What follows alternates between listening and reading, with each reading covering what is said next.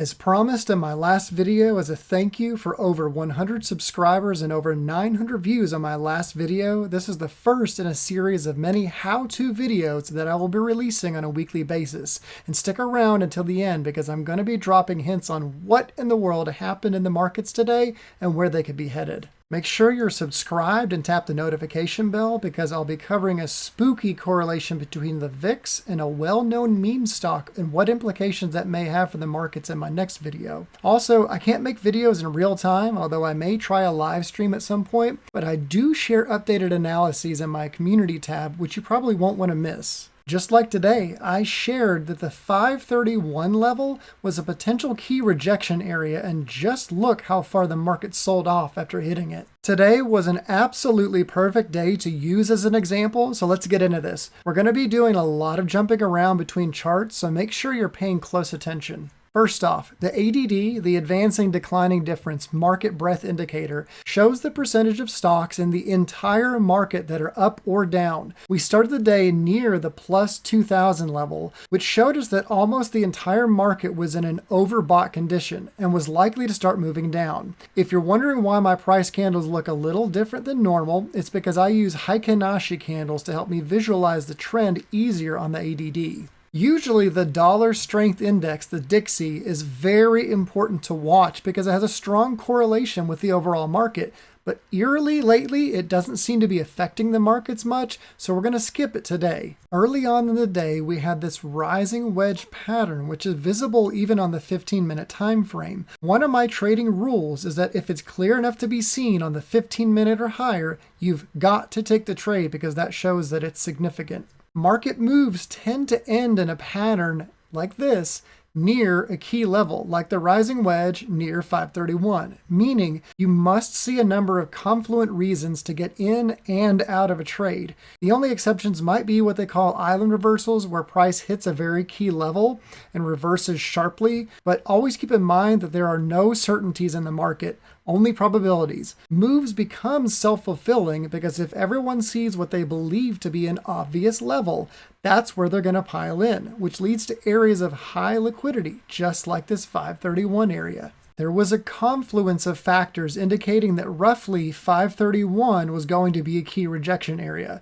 It was the 50% retracement from this initial crash on August 1st. It hit the baseline of Ichimoku cloud perfectly, which also happened to line up with this key level here in orange. Whenever you have an impulsive move that is specifically the result of a pattern, you will usually get a bounce around the 50% completion. Then that bounce can go up to the 50% or sometimes the 61.8% Fibonacci retracement of the big impulsive move. But then it will continue towards fulfilling its pattern target. If you're picking up that we've only hit the halfway point of the massive rising wedge pattern, as you can see, this is still targeting somewhere around 470, 475, then you probably know where the markets could be headed next. And if you don't, please check out my previous videos. Whenever you identify a pattern, you take a measured move from the beginning of the pattern, from here to here, then you drag it to where it breaks out or where it breaks down from. Sometimes, like in the case of today's rising wedge, the expected move will start from wherever the reversal happened. So in that case, you would drag that pattern target up to here. But typically the target starts from wherever the lower support actually breaks down from. See how we fulfilled this pattern target beautifully and then we got a bounce. The same thing happened on the ES futures, seen right here. So then why do we continue to sell off? We have to take a look at the VIX to know that. And also keep in mind that although I'm showing you everything on different screens, everything was occurring all at the same time. This is why trading can be so difficult. Notice how we have this multi-day falling wedge on the VIX that is targeting around 31. We had a much smaller falling wedge in yellow yesterday, and we can see that that pattern target was almost met, but it hit the more significant upper resistance line of this bigger falling wedge. Just to explain real quickly all the indicators that I've got on here. I've got the Ichimoku cloud, which is the cloud itself, and the baseline. I've got the 10, the 21, the 50 and the 100 and the 200 simple moving averages. Notice how on the 5-minute time frame, the VIX simultaneously broke above this resistance line right here, above resistance on the cloud, and above all of these converging moving averages. Momentum is crucial. Slowing momentum is not enough for confirmation. Momentum must be building in the opposite direction, but once it does, it usually happens abruptly, up and down from level to level. You have to watch for divergence. You can use whatever oscillator you want, RSI, stochastic, etc., but you have to get comfortable with what its signals mean to you. Watch the RSI to see how rapidly it becomes overbought or oversold on different time frames. Like we see here, the RSI was getting into an oversold condition on the VIX quicker than before, which showed that it was becoming much harder and harder to keep fear at bay. Now let's take a look at the corresponding breakdown of the market on the SPY chart. You have to watch volume, because when it looks like a candle is barely moving, under the hood what's really going on is a battle between the bulls and the bears. The only reason price moves is because of bull and bear imbalances. Notice how volume was increasing into this strong bullish impulse to the upside, but it decreased once we hit this key resistance. Then notice how volume increased as price began to move down. That lets you know whether it's a bullish or bearish volume. And make sure you're seeing volume from all exchanges, because I know that some platforms only show volume from the NASDAQ exchange, but doesn't include volume from the New York Stock Exchange or anything else. Also, strong impulsive moves often retrace, which means they get filled in the opposite direction pretty quickly. Once we started this downtrend, do you notice how every time that we touched the cloud resistance, we sold off more? Don't worry, I'm going to make a more in-depth video on what the Ichimoku cloud is at some point, but for now, all you need to know is that if we're above the cloud, it acts as support, and if we're below the cloud, it acts as resistance.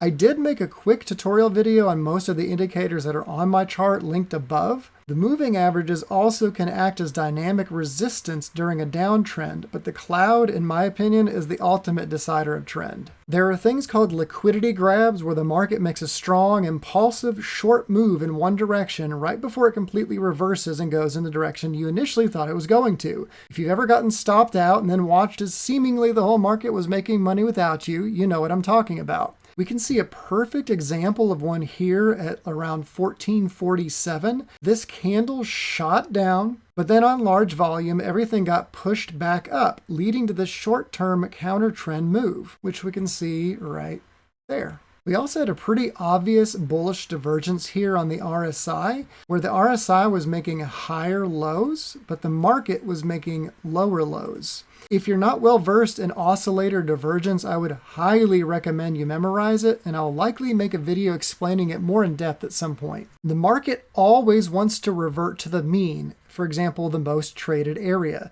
Most of the time, this is VWAP, or the volume weighted average price, like I've got here in white. You have to keep your eyes on VWAP all throughout the day, and again, make sure that your trading platform is using all volume from all exchanges. The further we get from VWAP, the more likely the market will make an impulsive snap back to it. If you combine that knowledge with something like a key level and oscillator divergence, you can make replicable and profitable trades over and over and over again. It would be easy to ask who is crazy enough to buy after this crash, but that's why smart money makes money. Because markets move in waves, once an impulsive wave is done, it is going to bounce.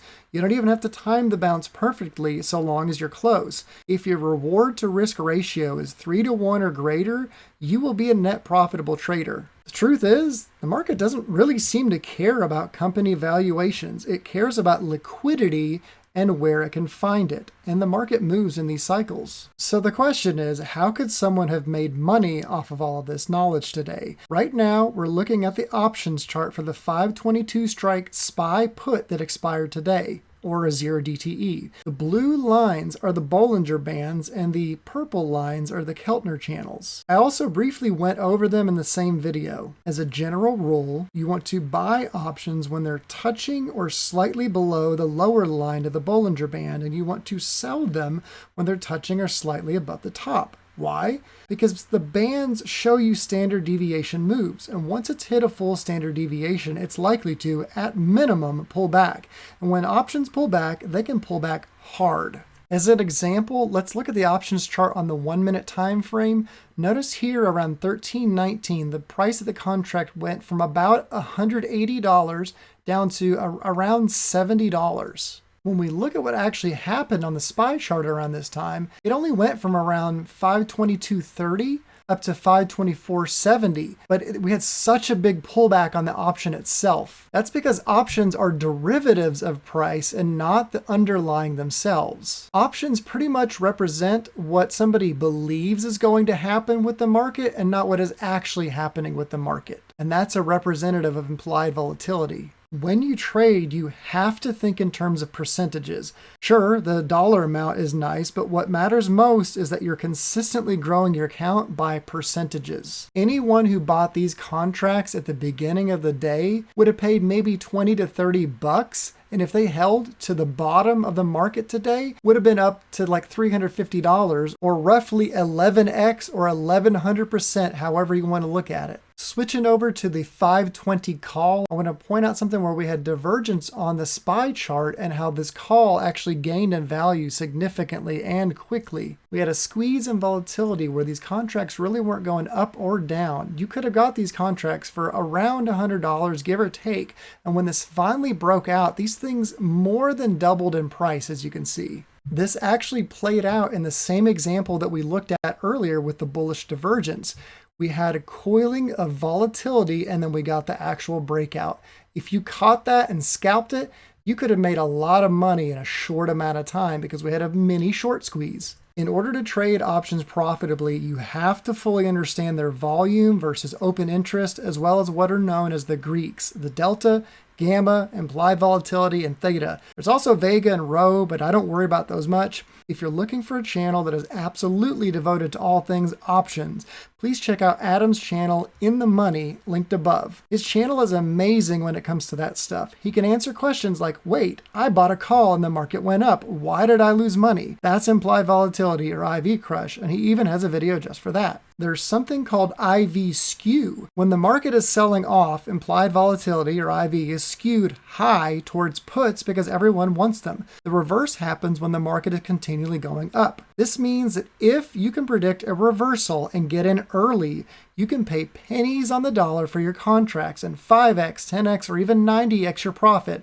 Yeah, GameStop, I'm thinking of you. When you make a mistake of buying options here, there is likely someone who's selling that contract short to you and making money as it pulls back. You have to keep in mind that cheap and expensive are relative. To the guy that just shorted all the way from 531, his put contracts are expensive and he's ready to sell. Whereas the lady who has been waiting patiently for the market to hit 517, that's a prime call buying opportunity for her since they'll be so cheap. And quickly taking a look at the whole setup, we can see how price came down and touched the lower support line of this descending channel here, which has confluence with the 5200 level on the ES futures, and now we're definitely getting a bounce. So why can market crashes be so lucrative if you're correctly positioned? You know what they say, stonks take the steps up and the elevator down. They've done studies on trader psychology and proven that something like a $300 win affects us the same way that a $100 loss would. So once the market starts selling off, people scramble over each other to get out. I covered in this previous video linked above just how much money somebody would have to risk to potentially make $1 million